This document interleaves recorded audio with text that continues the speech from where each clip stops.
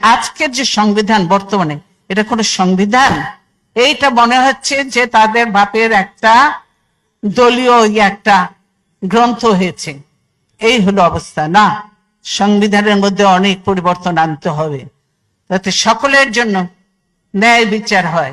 সেরকম সংবিধান একটা, সকলকে নিয়ে যারা সংবিধান প্রণেতা আছে, ভালো ভালো যারা আছে, সকলকে নিয়ে আমরা সেইভাবে সংবিধান রচনা করব। এবং তারেক রহমানের পতন হবে। এখন তারেক রহমানের পরে কি জামাত আসবে, কে আসবে সেটা দেখার দরকার নাই। জালেম যখন হবে তাকে ফালাইয়া দিতে হবে। মরার আগে আমরা কাউকে হাদিব মরিয়া প্রমাণ করিয়াছে সে দেশপ্রেমী। তারেক রহমানের কিন্তু বিদায় ঘন্টি বাজে গেছে। বিদায় ঘন্টি দুইভাবে বাজে। একটা হলো মানে যে ক্ষমতা আজকে ছাইড়া দিছে, আর একটা হলো কাল থেকে সে অস্ত্র ধরে। উনি ডিলেজিটিমাইজ হয়ে গিয়েছে, এখন যা করবে অস্ত্রের মুখে করবে। তো এটা এক ধরনের পতন। এটা যতটুকু হবে উনি তত এখন জনগণের সম্মুখে দাঁড়াবে। এখন আমরা ওইখানে প্রতিবাদ করে দিয়েছিলাম, আপনারা ওইখানে, আমরা তো ওইখানে দুই পাহাড়ের ভিতরে ছিলাম, নেটওয়ার্ক ছিল না, দেখাইতে পারি না পুরো বাংলাদেশ।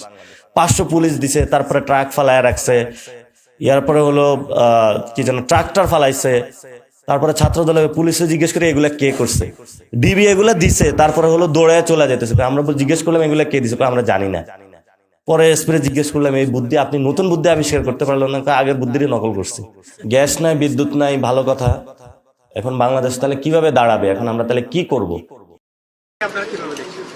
কিসের হাসিনা কোথায় বক্তব্য দিয়েছে? চেহারা দেখা গেছে? ওই সময় মাঝে মধ্যে আওয়াজ টাওয়াজ দিয়ে থাকে। এগুলা তারা চেষ্টা করছে বাংলাদেশে কোনো অস্থিরতা সৃষ্টি করা যায় কিনা। এগুলা বাংলাদেশের মানুষ কখনো গ্রহণ করবে না। যারা গণহত্যা এবং মানবতা বিরোধী অপরাধের দায়ে দায়ী, যে জন্য তাদের কোনো অনুশোচনা নাই, বাংলাদেশের মানুষের সামনে ক্ষমা প্রার্থনা করে নাই, তাদের কোনো রাজনীতি বাংলাদেশের মানুষ এলাও করবে না কখনো। বাংলাদেশের মানুষ তাদেরকে এই দেশে রাজনীতি করার কোনোদিন কোনো অনুমতি দিবে না। তারা বিদেশ থেকে মাঝে মধ্যে অভিযোগও দিতে পারে, চিৎকার করতে পারে, এগুলো আমরা মনোযোগ দিচ্ছি না। আজকে সবচেয়ে বড় খবর হলো সারা পৃথিবীতে, সেটা হচ্ছে যে সৌদি, তুরস্ক বা টার্কিয়া এবং পাকিস্তানের যে সামরিক বা মিলিটারি ডিল বা এগ্রিমেন্ট যা করেছেন তারা, নজিরবিহীন ঘটনা।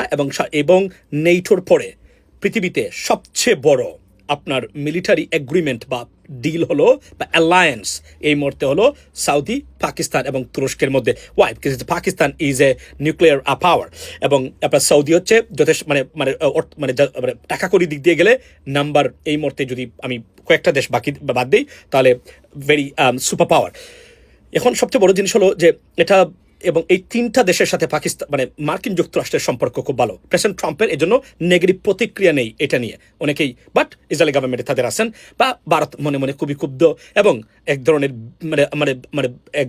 ধরেন তারা এটা নিয়ে খুবই নাকুশ এবং ভীত সন্ত্রস্ত হতেই পারেন। There are many reasons why. Now এটা এই ইন ডিটেইলস আমি আমার ইউটিউব চ্যানেল ইউএস বাংলাতে আমি আজকে একটু পরে বলবো, জুম্মা পরে definitely.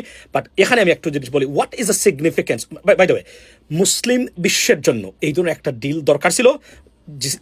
It just happened. So কেননা মুসলিম দেশগুলো সবচেয়ে বেশি মার খাচ্ছেন কোনো কারণ ছাড়াই অনেক ক্ষেত্রে বিভিন্নভাবে, এবং পাকিস্তান শেষ লাস্ট একমাত্র মুসলিম পারমাণবিক অস্ত্রধারী দেশ বা শক্তিধর দেশ, সেটাকে ডিস্টেবিলাইজ করার জন্য ভারতের আপ্রাণ চেষ্টা প্রতিদিন চলছে। কেননা তখন তারা এই এলাকাটাকে কন্ট্রোল করতে পারে। বাই দ্য ওয়ে, তো এখন বলে রাখি যে এই ডিলের মাধ্যমে পাকিস্তান পৃথিবীতে অন্যতম সুপার পাওয়ার হিসাবে আবির্ভূত হলো।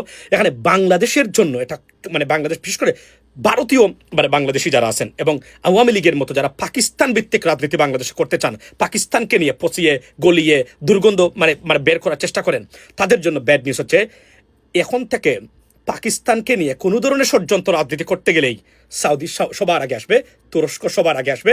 আর যখন সৌদি আসবে, মনে রাখবেন কুয়েত, বাহরাইন, আপনার কাতার, ইনডাইরেক্টলি এই সব মালয়েশিয়া, সব দেশগুলোই আসবে। সো এই ডিলটা ডেফিনেটলি মুসলিম বিশ্বের জন্য সবচেয়ে নাম্বার ওয়ান কাজ হয়েছে এটা, এবং এই ইতিহাসে এই নজিরবিহীন একটা আপনার সামরিক ডিল। সেকেন্ড থিং যেটা হলো বাংলাদেশের জন্য, বিশেষ করে পাকিস্তান এবং বাংলাদেশে যে ভারতীয় রাজনীতি তো পাকিস্তান ভিত্তিক স্বাভাবিকভাবেই, এর জন্য মানে মারাত্মক খবর আছে আপনাদের জন্য, এবং ডেফিনেটলি এই ডিল মানে আওয়ামী লীগের জন্য খারাপ সংবাদ। কেননা এখন থেকে এই ধরনের ডিস্টার্ব করলে আপনি মনে রাখবেন আমাদের যে মানে মাইগ্রান্ট ওয়ার্কার্স আছেন বা প্রবাসী যারা আছেন মধ্যপ্রাচ্যে মারাত্মক সমস্যায় পড়বেন পাকিস্তানকে হাত দিলে। এবং এই ডিল এটাই, if you touch me as though you are touching my partners. That's the deal. This is the real meaning of this deal. So ladies and gentlemen, এটা এখন থেকে বাংলাদেশের জন্য, বিশেষ করে যারা পাকিস্তান ভিত্তিক রাজনীতি, পাকিস্তানকে ইউজ করে রাজনীতি করতে চান ৭১কে নিয়ে, এবং সত্যিকার অর্থে বাংলাদেশকে ভালোবাসলে এই ডিলকে আপনাকে সম্মান করতে হবে। এবং এই ডিল আমাদের জন্য ইনডাইরেক্টলি একটা সিরিয়াস ডিল এবং প্রোটেক্টর। কথা হবে অন্য সময়, একটু পরেই ইন ডিটেইলস। ভালো থাকবেন সে পর্যন্ত। আসসালামু আলাইকুম।